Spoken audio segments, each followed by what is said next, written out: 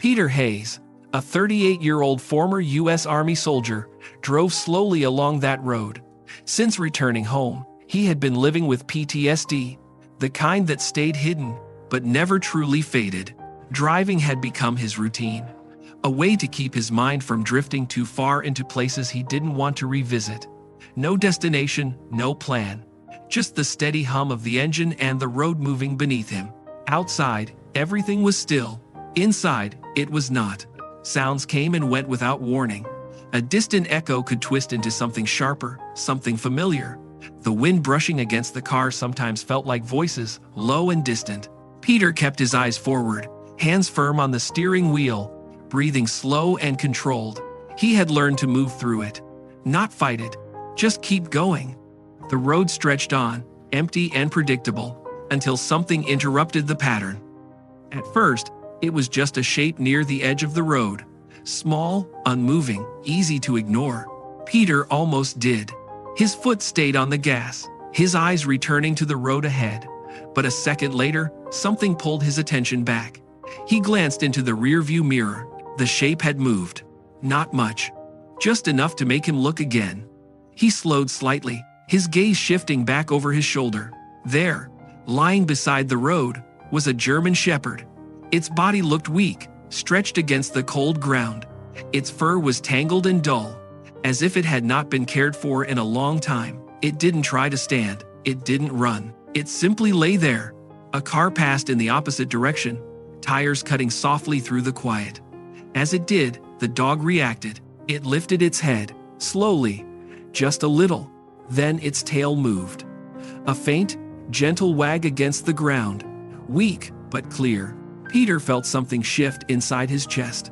The car moved forward for a few more seconds. He told himself to keep going, that someone else would stop, that it wasn't his responsibility. But the image stayed with him, a dog too weak to stand, still trying to greet strangers. His grip on the wheel tightened, then loosened again. His breathing changed, just slightly. He looked ahead. The road was clear, empty, safe. He looked in the mirror again. The dog was still there, still watching, still waiting. Peter exhaled slowly, the sound quiet but steady. Without fully deciding to, his foot moved. The brake pressed down. The car slowed, the tires crunching softly against the frozen gravel. Momentum faded, the world outside seeming to pause along with him. Then the car came to a complete stop. The engine continued to run, a low, steady vibration filling the silence inside the vehicle. Peter sat there, hands resting on the wheel, eyes fixed ahead. For a moment, he didn't move. Behind him, just out of sight, the road held a single, fragile life that refused to give up. Peter stared forward, caught between two choices. Keep driving or turn back. He didn't know it yet, but this moment, this quiet pause between motion and stillness, was already beginning to change something inside him. And for the first time in a long while, he had stopped. Peter opened the door and stepped out. The cold air wrapped around him instantly, sharp but steady. For a brief moment, his heartbeat picked up, faster than it should have been. It reminded him of another time, another place, where stepping out of a vehicle meant uncertainty. He paused, letting the feeling pass, then closed the door behind him. The road stretched empty in both directions. No movement, no voices, just wind brushing lightly across the land. He turned and began walking back. Each step was measured, not rushed, not hesitant, just controlled. His eyes stayed fixed on the spot where he had seen the dog.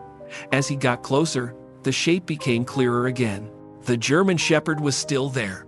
It hadn't moved from where it lay. Its body looked weak, pressed against the cold ground. But as Peter approached, something changed. The dog opened its eyes. Not suddenly, not in fear, just enough to see him.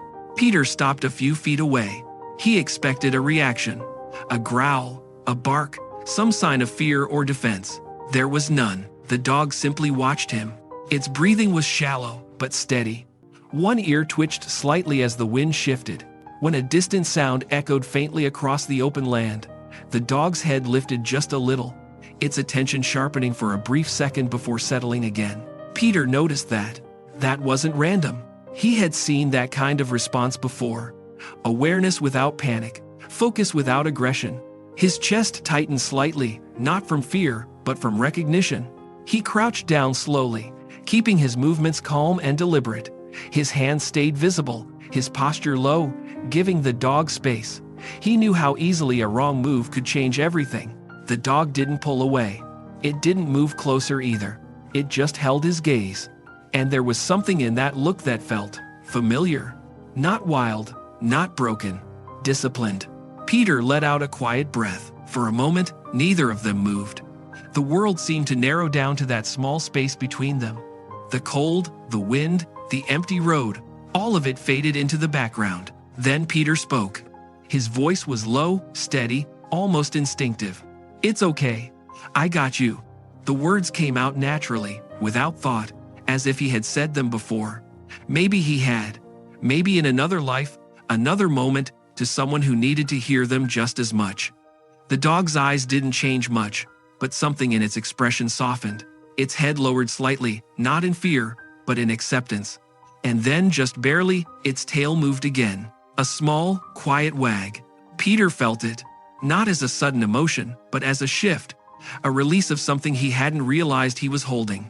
Carefully, slowly, he reached out. For the first time in a long while, he wasn't thinking about the past. He wasn't hearing the echoes or feeling the weight pressing down on him. There was only this moment. His hand moved closer, giving the dog time to react. It didn't pull away. It didn't flinch. Peter's fingers finally made contact, resting gently against the side of the dog's neck. The fur was rough, cold, but real, alive. And in that simple touch, something changed. Not loudly, not all at once, but enough. For the first time in years, Peter realized he wasn't afraid of the moment in front of him. And maybe, without knowing it, neither was the dog. Peter kept his hand resting against the dog's neck for a moment longer before deciding what to do next, as if the simple contact had already begun to anchor something inside him that had been drifting for years. The dog did not resist when he carefully slid one arm beneath its body and lifted it from the cold ground. Its weight surprisingly light, far lighter than a healthy German shepherd should have been, and that alone told him how long it had been struggling. He carried it back to the car with steady steps, opened the rear door, and laid it across the seat, adjusting its position so it could breathe more easily before closing the door and returning to the driver's seat without hesitation.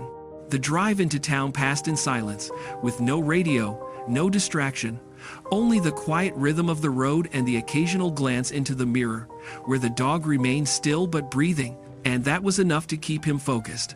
When he reached the clinic, the sign above the entrance read Miller Veterinary Care, and inside he was met by Dr. Emily Carter, a 42-year-old veterinarian who had spent most of her life treating animals in this small town, and understood at a glance when a case was serious. She stepped forward the moment she saw the dog, guiding Peter to place it gently on the examination table while she began her work with calm efficiency, checking its pulse, hydration, and breathing before reaching for a scanner and running it slowly along the dog's neck and shoulders.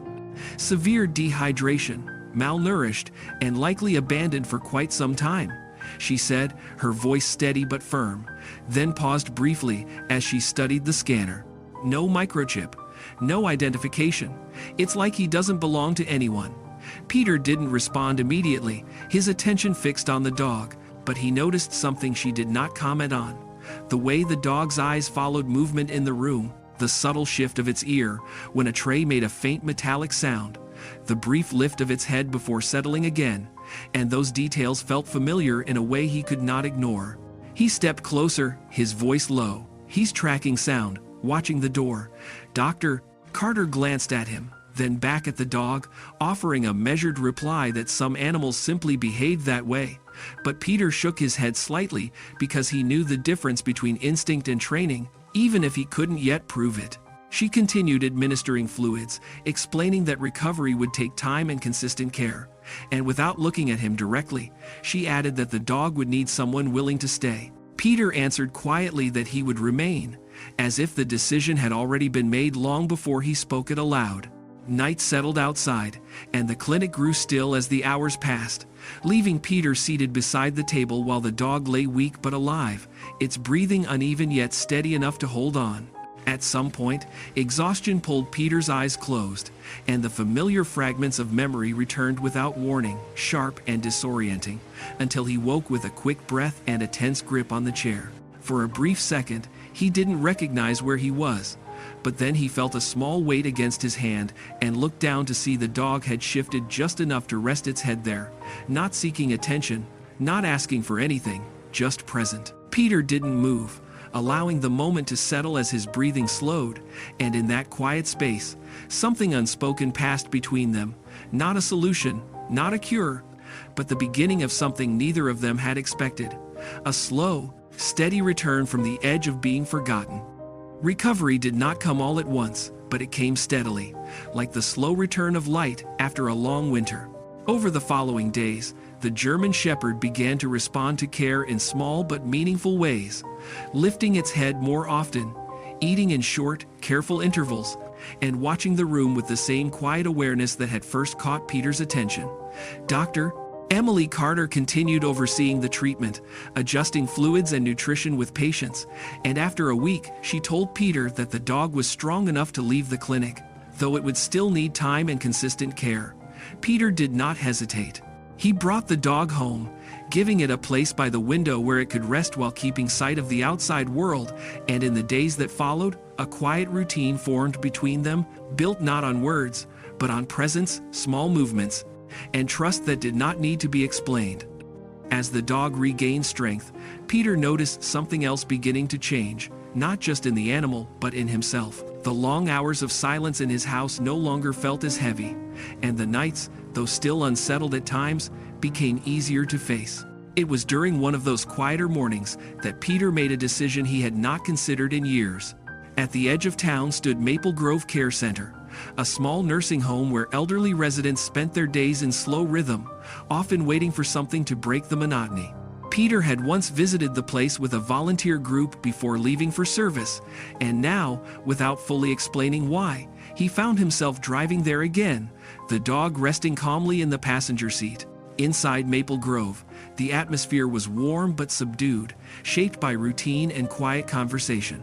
A staff member named Laura Bennett, a 50-year-old caregiver responsible for coordinating daily activities, greeted Peter at the entrance. She listened as he explained that he wanted to bring the dog in for a short visit, then smiled with a mixture of surprise and appreciation, guiding him toward the common room where several residents were gathered. The moment the dog stepped inside, the change was immediate, subtle at first, then unmistakable. Heads turned, conversations paused, then came smiles, soft laughter, and the gentle sound of voices calling out.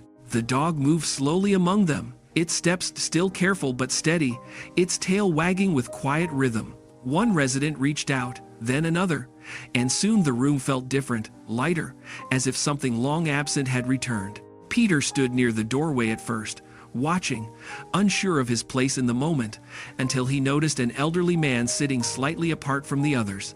The man's name was Walter Green, a 78-year-old retired railroad worker who had lived at Maple Grove for several years. Walter did not call out or move forward like the others.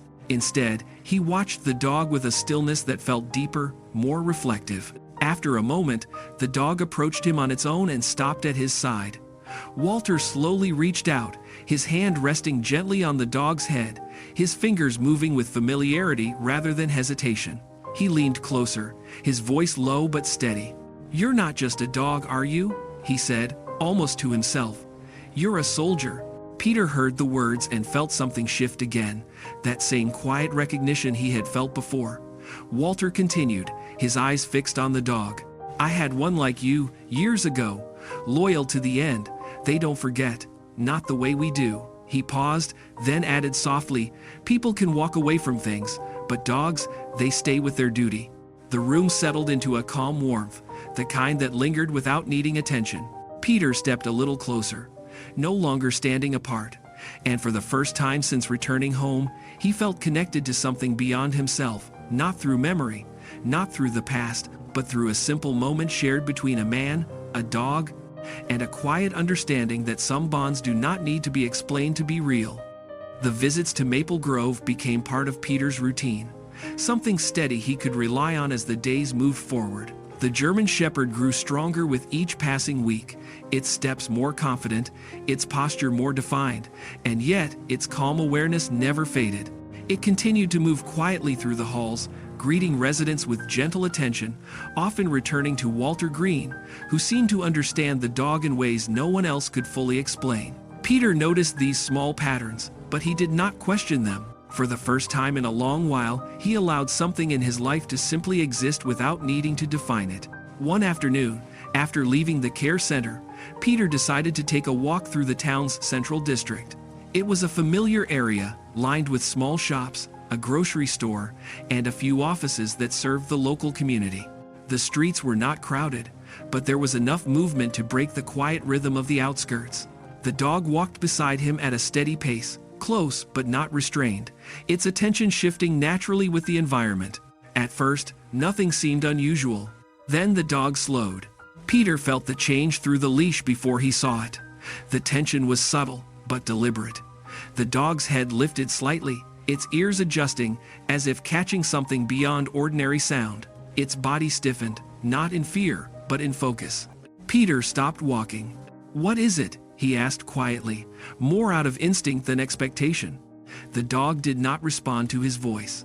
Instead, it moved forward a few steps, then stopped again, turning its head toward a row of buildings across the street. Its breathing shifted, faster now, and its tail no longer moved in its usual calm rhythm.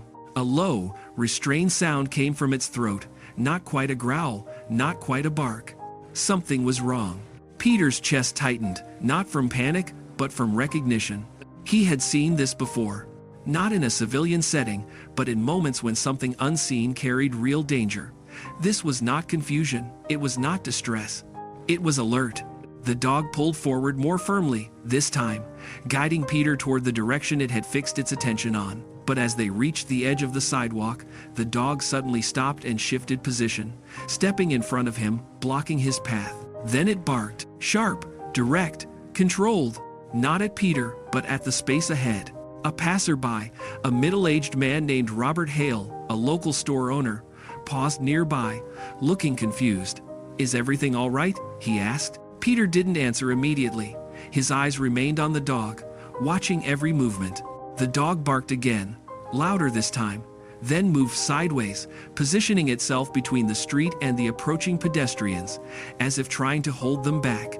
"Don't go forward," Peter said suddenly, his voice firm, surprising even himself. Robert hesitated. "What?" "Just wait." There was something in Peter's tone that made him stop. Within seconds, others slowed as well, drawn by the tension in the moment. The dog continued to hold its ground, its body steady, its focus unbroken. It wasn't panicking. It wasn't reacting blindly. It was controlling the situation. Peter's mind worked quickly now, scanning the area. Then he noticed it.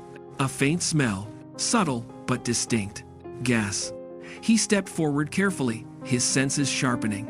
The closer he moved toward the building the dog had been focused on, the stronger the scent became. A leak. A serious one. Peter turned back immediately. "Everyone, step back," he said, his voice clear and controlled. "Move away from this area now." This time, no one questioned him. People began to retreat, confusion giving way to concern. Someone pulled out a phone to call emergency services. The street slowly cleared, the space opening as distance replaced uncertainty. The dog remained where it was, still alert, still watching. Minutes later, emergency responders arrived, confirming what Peter had already understood. A major gas leak had formed beneath the building. Invisible but dangerous, one spark away from disaster. As the area was secured and the situation brought under control, Peter stood a few steps back, his hand resting lightly against the dog's shoulder. He looked down at it, the realization settling in. No training record, no name, no history. And yet, everything that mattered was still there. A soldier without a uniform. A protector without recognition. But in that moment, none of that was missing. Because once again, without hesitation, without command, it had done its duty. The days following the incident moved quickly, but the impact remained. News of the gas leak spread across the small town, carried through conversations, local reports, and quiet retellings between neighbors. People spoke about what could have happened, about how close everything had come to disaster, and more often than not, the story returned to the same detail. A German shepherd had seen what no one else could, and had acted before anyone understood the danger. For many, it was difficult to explain. For Peter, it was not. A week later, the town council organized a small gathering in the community square. It was not elaborate, but it was sincere. Chairs were arranged in rows, a modest stage set up at the front, and a handful of local officials prepared to speak. Among them was Mayor Linda Carver, a 55-year-old public official who had served the town for several years and understood the importance of recognizing moments that brought people together. She stood at the podium, her voice steady as she addressed the crowd, speaking about responsibility, awareness, and the quiet ways in which courage sometimes appeared. Peter stood near the side of the gathering, not entirely comfortable with the attention, while the dog remained beside him, calm and observant as always. When the mayor spoke of the events that had prevented the disaster, she gestured toward them, and a round of applause followed, warm and genuine. People looked at the dog with appreciation, some with quiet amazement, others with simple gratitude. But there was one detail no one could answer. "What's his name?" someone asked from the crowd. The question lingered. Peter didn't respond immediately. He looked down at the dog, his expression thoughtful, as if weighing something that had never been spoken before. For a long time, the dog had existed without identity, without record, without anyone to claim it. It had survived without a name, but that didn't mean it should continue that way. He crouched slightly, resting his hand against the dog's shoulder. "His name is Valor," Peter said finally, his voice calm but certain. The words settled into the space around them, simple yet strong, carrying meaning without needing explanation. The dog did not react outwardly, but it remained still, present, as if accepting what had been given. Later that afternoon, Peter returned to Maple Grove Care Center. The visit felt different this time, not because of recognition, but because of what had been acknowledged. Inside, the atmosphere was familiar, warm and steady, and when Peter and Valor entered the common room, the residents greeted them with the same quiet joy as before. Walter Green was already waiting. The 78-year-old man sat in his usual chair, his posture relaxed but attentive. When he saw them, his expression softened, and he reached out as Valor approached, placing his hand gently against the dog's head. "I heard what happened," Walter said, his voice low but clear. "Doesn't surprise me." Peter nodded slightly, not needing to add anything. Walter looked at the dog for a long moment, then spoke again, more quietly this time. "There are soldiers who never get medals, no ceremonies, no records." He paused, his hand resting still. "Doesn't make them any less of what they are." His eyes lifted briefly toward Peter. "Some don't need recognition. They already did what they were meant to do." The words stayed with Peter long after the visit ended. That evening, as he drove back along the same quiet roads where everything had begun, the air felt different. The silence no longer pressed against him the way it once had. It was no longer something he needed to escape from. Valor sat beside him, steady and calm, watching the road ahead. Peter kept his hands on the wheel, his posture relaxed in a way that felt unfamiliar but welcome. For the first time in years, he wasn't driving to outrun something behind him. He was simply moving forward. Beside him was a dog that had once been left behind, stripped of identity, reduced to nothing more than a forgotten life on the side of the road. Now, it had a place, a purpose, and someone who saw it not for what it had lost, but for what it still carried. Peter glanced at Valor briefly, then back at the road. There were still questions he couldn't answer, about where the dog had come from, about who had erased its past, and why. But those questions no longer felt urgent. Some stories, he realized, were not about where something began. They were about what it chose to become next. And this one was far from over. The story did not end with applause, or a name, or even the quiet pride of a town that had been saved. It ended in something softer, something deeper. A man who once drove without purpose now had a reason to return home. A dog that had once been left behind now walked forward with quiet certainty. No longer invisible, no longer alone. They did not fix each other in a single moment. They did not erase the past, but step by step, in silence and in trust, they gave each other something far more important, a second chance. There is something enduring in this story, something that stays long after the final scene fades. It reminds us that healing does not always come in grand gestures. Sometimes it arrives quietly, on the side of an empty road, in the form of a life that refuses to give up. Sometimes, the ones we think need saving are the very ones who end up saving us. And perhaps that is the truth we often forget. Do not abandon a soul when it is at its weakest, because in that fragile moment may live a strength you have yet to understand. There are beings in this world who will stand beside you without question, who will carry loyalty not as a choice, but as a purpose. They ask for nothing, yet they give everything. Some soldiers are never called by name, but their loyalty never fades. Thank you for staying with this story, for listening, and for feeling every quiet moment along the way. If this story touched you, take a second to like, share, and subscribe to support the channel and discover more stories like this. And before you go, leave a comment telling us where you're watching from in the world.